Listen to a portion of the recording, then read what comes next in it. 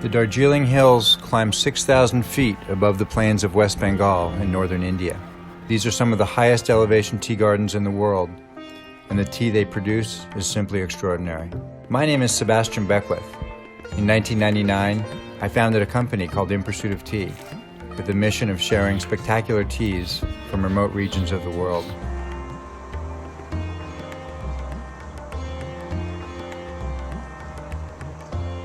Two decades later, Darjeeling is still one of my favorite places to visit.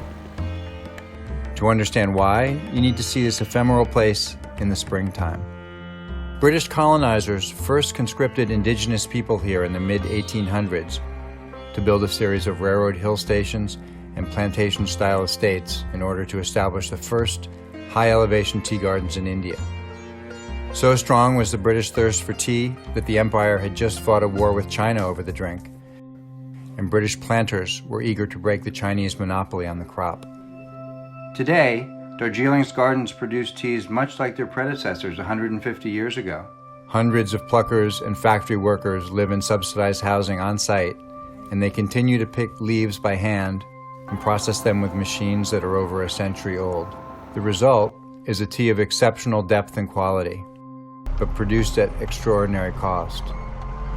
Many Darjeeling gardens are lucky to break even by the end of the year and operate at a loss outside of that profitable first and second flush season or harvest. Late March or early April marks the beginning of the annual harvest in Darjeeling. The tea bushes have lain dormant during the winter, and now they shoot up new buds packed with months' worth of stored nutrients. These young leaves are tender and delicate and require a light touch to highlight their fresh, bright flavor.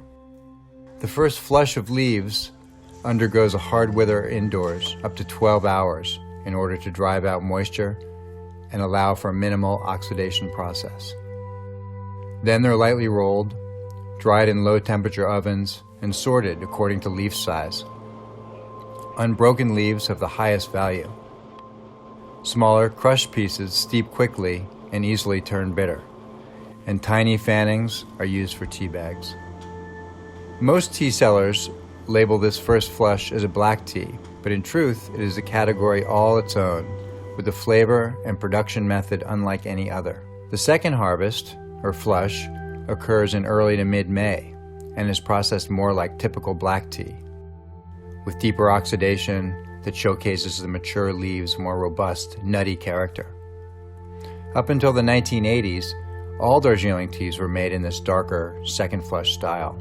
But when the Soviet Union, the garden's largest single customer, collapsed, Darjeeling producers had to change their methods to attract new buyers. Private tea sellers in Germany became an important market for Darjeeling growers, and to feed that nation's thirst for light, crisp drinks, think of a German Pilsner or Riesling, tea production shifted to a more delicate profile. Our friend JP has been a consultant for the Darjeeling tea business for decades. At a gathering of tea industry professionals in Darjeeling in 2019, he explained how these historical changes in production affected the taste and quality of the resulting tea. The first Darjeeling first flush was just the normal type of tea, because in those days we didn't have much withering troughs. So most of the withering was done on what we call chans, lofts. One thing that I miss in most Darjeeling factories, in all Darjeeling factories today, as compared to the past, is whenever I went into a factory, I got that very strong aroma which hit you. That doesn't happen anymore these days.